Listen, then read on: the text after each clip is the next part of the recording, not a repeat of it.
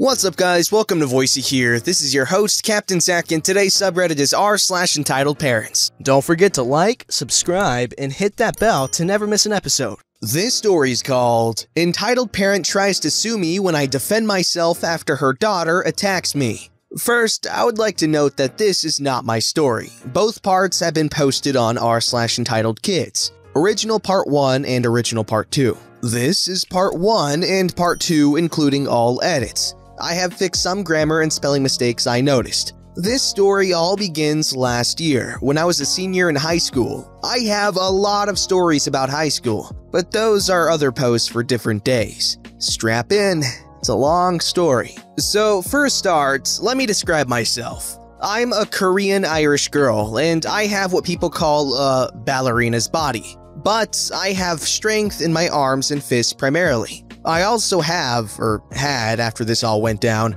semi-curly ginger hair that was down to my back. I'm pretty extroverted, so I had many friends in school, and B was one of them when I was a sophomore. But when junior year rolled around, I noticed that B was very toxic. She started to control where we would go in the mall, when we hung out, where I sat in the cafeteria during lunch, stuff like that. She also acted like she was superior to other people. Many people didn't like her and complained a lot. So naturally, I started to distance myself from her. 1, I didn't like that type of behavior and it was annoying. And 2, I didn't want people I met to associate me with her and think that I acted the same way she did.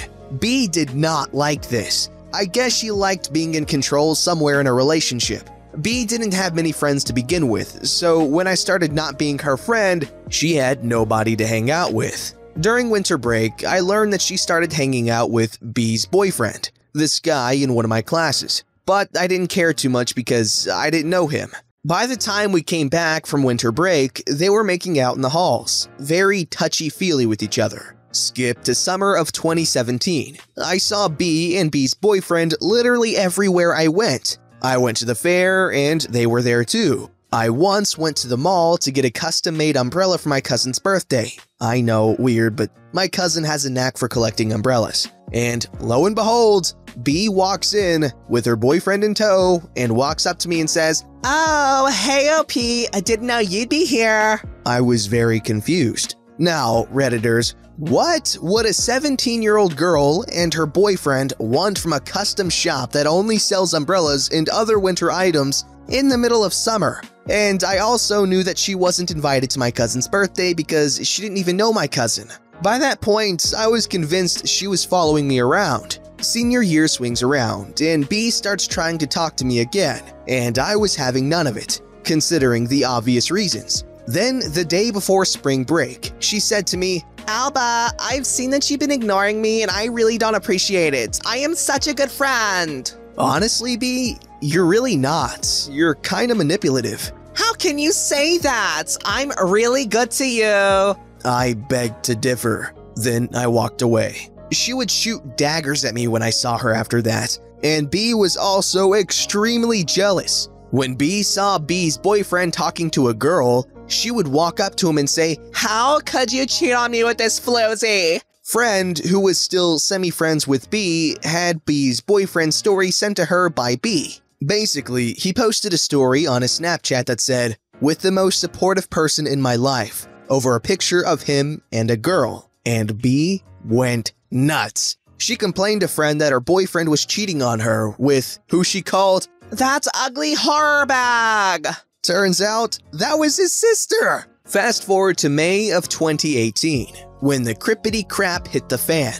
I was partnered up with B's boyfriend in my chemistry class that we had together.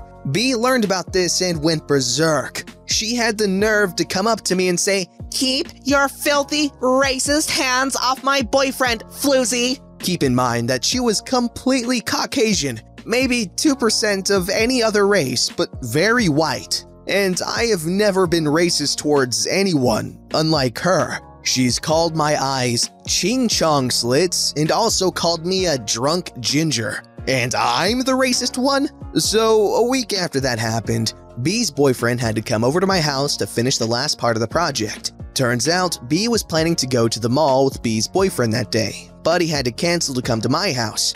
B was steaming. So the next fateful day, I was in class with B's boyfriend and we turned in our project. We were talking about what grade we'd think we'd get, when B came in class with these big-ass scissors. Neither B's boyfriend or me saw her coming.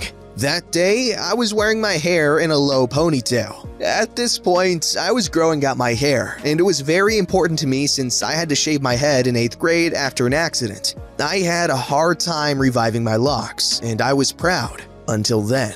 So on account of a friend who was also in the class, and B's boyfriend, B came up behind me, pulled my hair, and cut it to about shoulder length. At first, I didn't know what happened, but when my brain had processed my snip sound, I knew what had happened. I whipped my hair around and stood up, and there was B, holding my hair in one hand and the scissors in the other. Here's the dialogue. "Did you just cut off my hair?" B then dropped my hair on the floor and said, "That's what you got for sleeping with my boyfriend, bench." Then B proceeded to slap me across my face. It didn't hurt, but I was angry. I looked down at B's hand and it looked like she was getting ready to hit me again. So I did what was necessary and hit her square in the nose. All I hear was a deafening crunch and her hitting the laminate. Then she started screaming, "She hit me! Get her arrested!" Next thing I know, I was in the principal's office explaining what had happened and all my previous experience with B while waiting for my mom to get to the school. I was also very emotional because of all my hard work to grow out my hair had been foiled. So what you're saying is that B came into the room, cut off your hair, and slapped you because you were doing things with B's boyfriend, correct? That's about right. Okay, so how about you wait here for your mother? 10 minutes later, my mom walks in and starts getting angry when she sees my hair, because she knows how long it took to grow it all back. The principal quickly briefs the situation to her, and she gets even more heated. Basically, I was suspended for a week. I still don't know why I was suspended, even though I was just defending myself. We were told to come to the school for a meeting with B and her family and all the witnesses the next day. So the next day, we walk in and we are guided to a big conference room with a big rectangular table in it.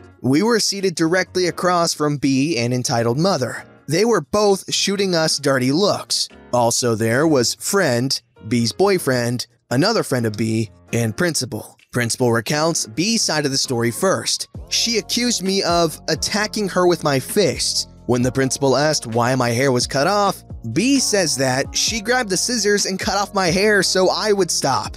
There are many reasons why that makes no sense, such as the fact that when the principal came into the room, she was still lying on the floor for my punch. So there's no way she could have cut off my hair after I punched her. Also, 26 other people told that she attacked me first. Then entitled mother speaks up. "That wild animal attacked my daughter and broke her nose. She deserves to be in jail." Then my mom spoke up. "No, your daughter attacked mine and cut off her hair." "That's not true. My little angel is innocent." "This is bull, Dookie. You just paid all these people to lie about this." B's boyfriend says, "It's true. B attacked OP first, then OP defended herself." "You're supposed to be my boyfriend and support me." "Not anymore. I'm breaking up with you." "What?" B then starts bawling her eye holes out, and I was trying to hold back my laughter. So is Fred. "You don't even have any proof that B did anything." "Actually, that's why I'm here. I recorded everything." Turns out that B told Lisa what she was doing, and Lisa had enough of B's crap and recorded everything she had done.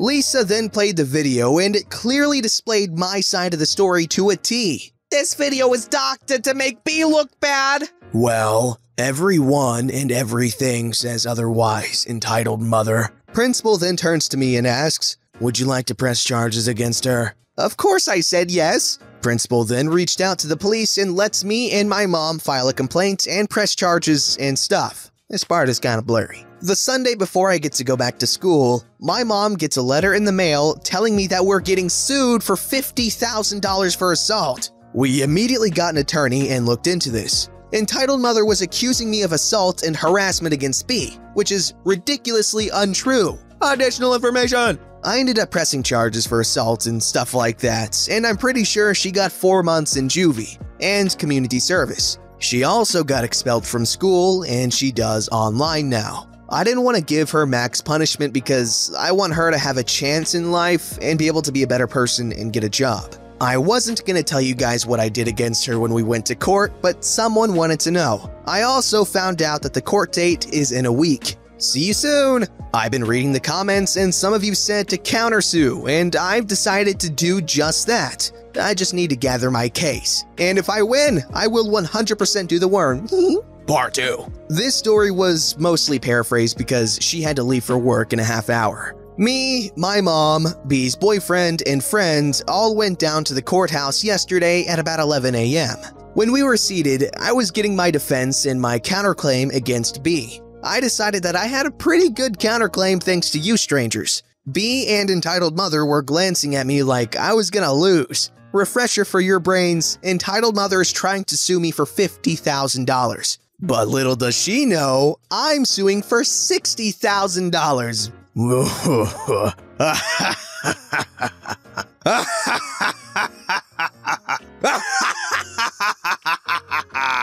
So, court starts and Entitled Mother states her claim by saying that I broke my daughter's nose on purpose and that I owe her for medical bills, emotional trauma, and B's plastic surgery. They provide that judge with proof that I did. There was a TV in the courtroom and the pictures were displayed there. The pictures were of B's broken nose, but it was clearly photoshopped to make it look worse. She tried to Photoshop in more bruises and blood, but she failed miserably. The judge said, "Ms. Entitled Mother, are these photos doctored?" "No, not at all. That's what she did to my baby." Then I spoke up and said, "Your Honor, this is photoshopped. I have a copy of the actual photo." The look of shock on Entitled Mother's face could have powered an entire city for a couple of minutes. Thankfully, I had copied the picture when Entitled Mother gave them to me so I could think about what I've done. Entitled Mother tried to intervene and say, "Your Honor, you don't have to look at those. Just take my word on it. That one is the doctored one." When the judge looked at my pictures, she asked Entitled Mother, "Why would you bring doctored photos in my courtroom?" "They aren't!" The judge dismissed the evidence and we moved on. I stated my counterclaim. She caused me emotional pain and physical pain.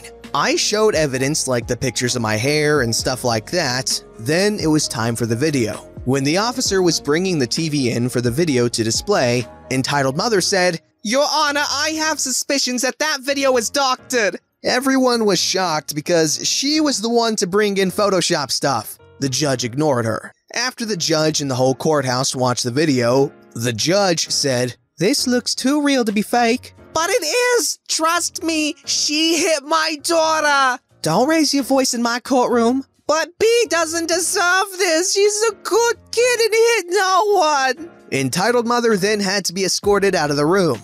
"I did nothing to OP. She hit me in the first place." "But I see you cut her hair and assaulted her first." "But..."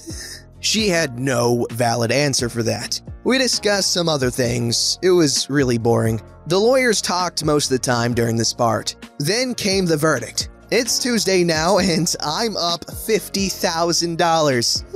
The judge decided to go from $60,000 to $50,000 and he thought that B's and Entitled Mother's claim was ridiculous. Rightfully so. Entitled Mother actually lost $60,000 because of the court fees and lawyers, and also my lawsuit. I decided against doing the flop in the courtroom, but I did it when I was at home. I think I'm gonna use the money to go to North Carolina State, which is the college I wanted to go to ever since I was 13. I took a leap year because I couldn't afford it, so come next August, I'll be in school. I'll put the rest away in the bank. Thank you all for your supportive comments. Okay, so I have zero experience with the legal system, so I don't know a whole lot. However, she tried to bring falsified evidence into the courtroom, and wouldn't her lawyer have been, like, advising against doing any of what she did? Because I feel like that's what the lawyer's supposed to do. Make sure you don't screw up that badly in court. I don't know. Other than that, the story was pretty good. really long, but really pretty good. This story's called Mom Sent Me a Bill for Raising Me for $250,000. I've had a bit of good financial luck in my late 20s and 30s. My dad died in 2007, and my mom has been riding his life insurance settlement into the ground. She overspent 3 brand new Mercedes among a ton of other idiotic purchases since 2007, and is now having to Airbnb her house to make ends meet. In the past 4 months, I've given her over $5,000 to keep her afloat. Today, I received an itemized bill in the mail, totaling lodging, food, schooling, entertainment, and vacation expenses that she incurred since the time I was born. The bill exceeded $250,000. I called her this evening to congratulate her on her hilarious joke when it became clear that she wasn't joking and indeed felt entitled to $253,032.56 of my money. Her reasoning: I wouldn't be worth 1/10 of what I am now without her influence. She said, "You can afford to lose that kind of money. Why not just give it to me before you do piss it away?" This is one of the many reasons that there are more than 2,000 miles in between my front door and hers. This is the last reason I needed to never give her another penny of my money. I've got a therapy appointment on Monday. I can't wait to bring this BS up. 2 things. 1. Quit calling my mama bish, or I won't have to ask my dead dad to haunt your ass. She's indeed crazy, she's no bench. 2. Thanks for the support, it's exceedingly encouraging.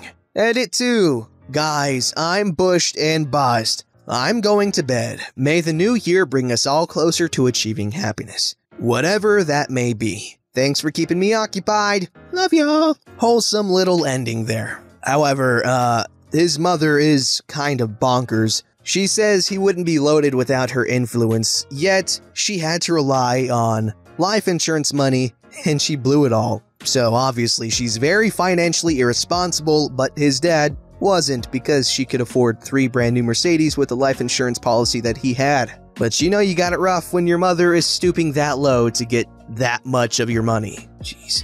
Don't forget to like, subscribe, and hit that bell to never miss an episode.